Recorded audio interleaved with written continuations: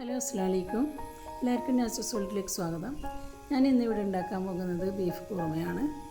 എല്ലാവരും ഉണ്ടാക്കി നോക്കുക. പെട്ടെന്ന് ഉണ്ടാക്കാൻ പറ്റുന്ന ഒരു ഡിഷാണ്.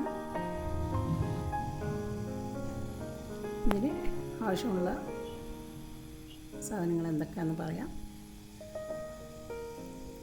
ഞാനിവിടെ 1 കിലോ ബീഫ് എടുത്ത് വെച്ചിട്ടുണ്ട്. ഒരു കുക്കറിലേക്ക് മാറ്റി കഴുകി വൃത്തിയാക്കി കുക്കറിലേക്ക് മാറ്റാം. ഇതിലേക്ക് ആവശ്യത്തിന് ഉപ്പ്, കുരുമുളക് പൊടി, ഗരം മസാല, 1 ടീസ്പൂൺ വിനാഗിരി, ഇഞ്ചി വെളുത്തുള്ളി ചതച്ചത് 1 ടീസ്പൂൺ, പിന്നെ 1 സവാള കട്ട് ചെയ്തത് ഇട്ടുകൊടുക്കാം.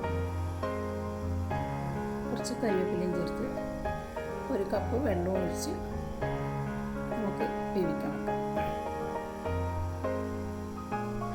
എല്ലാം കൂടി ഒന്ന് മിക്സ് ആക്കണം. എന്നിട്ട് വെള്ളം ഒഴിച്ച് നമുക്ക് വേവിച്ചെടുക്കാം.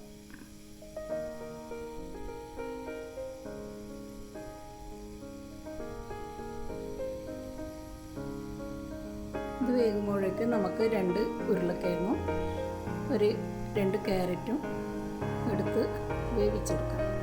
ഞാനിത് തൊലി കളയുന്നതിന് പകരം വേവിച്ചിട്ടാണ് തൊലി കളയുന്നത്.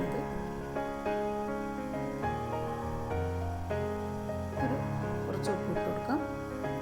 എന്നിട്ട് നമുക്ക് അത് വേവിച്ചെടുക്കാം. ഞാനിവിടെ 1-ാം പാലും 2-ാം പാലും റെഡിയാക്കി വെച്ചിട്ടുണ്ട്. ഇനി ഒരു പാൻ അടുപ്പത്ത് വെച്ച് 1 ടീസ്പൂൺ വെളിച്ചെണ്ണ ഒഴിച്ച് കൊടുക്കാം.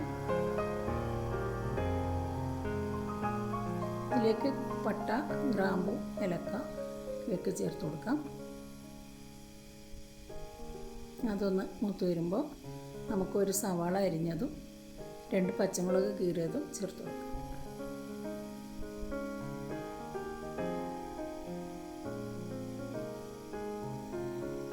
ഇതിലേക്ക് ആകെ 2 സവാളയെ ആവശ്യമുള്ളൂ. 1 സവാള ബീഫ് വേവിക്കുമ്പോൾ ഇട്ടു, 1 സവാള നമുക്ക് മസാല ഇട്ടു. ഇതൊന്ന് നന്നായി വരട്ടെ. ഇതിലേക്ക് നമുക്ക് ഉരുളക്കിഴങ്ങ് വേവിച്ച് കട്ടാക്കിയത് ചേർത്ത് കൊടുക്കാം.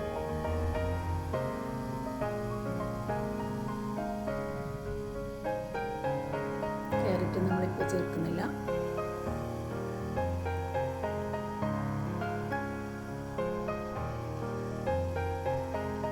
നന്നായി വരണ്ട് വരുമ്പോൾ നമുക്ക് 1 ടീസ്പൂൺ കൂടി കുരുമുളക് പൊടി ചേർത്ത് കൊടുക്കാം. ഇനി ഇതിലേക്ക് വേവിച്ച് വെച്ച ബീഫ് ചേർത്ത് കൊടുക്കാം. ഉരുളക്കിഴങ്ങ് നന്നായി കുറച്ച് സമയത്ത് കുറച്ച് ഉരുളക്കിഴങ്ങ് അതിലേക്ക് ഉടച്ച് ചേർക്കണം. ഒരു കൊഴുപ്പ് കിട്ടാൻ വേണ്ടിയാണ്. ഞാൻ മസാല വഴറ്റുമ്പോൾ തന്നെ അങ്ങനെ ഉടച്ച് കൊടുത്തിട്ടുണ്ട്. ഇനി നമുക്ക് ഇതിലേക്ക് 2-ാം പാൽ ചേർത്ത് കൊടുക്കാം. അതൊന്ന് നന്നായി തിള വരുമ്പോൾ നമുക്ക് അരിഞ്ഞു വെച്ച ക്യാരറ്റ് ചേർത്ത് കൊടുക്കാം.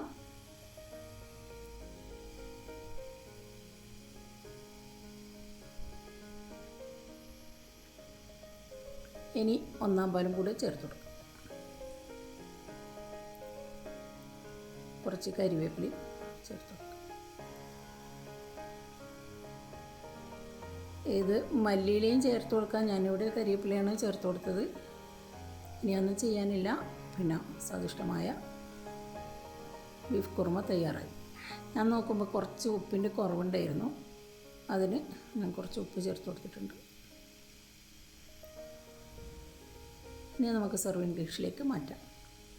ഇത് ചപ്പാത്തിക്കും ഭട്ടൂരയ്ക്കും പറ്റിയൊരു ഡിഷാണ്. പൊറോട്ടക്കൊക്കെ എല്ലാവരും ഉണ്ടാക്കി നോക്കാം. ഇൻഷാ അല്ലാഹ് പുതിയൊരു വീഡിയോയുമായി വരുന്നതുവരെ താങ്ക് യു ഫോർ വാച്ചിങ്. അസ്സലാമു അലൈക്കും.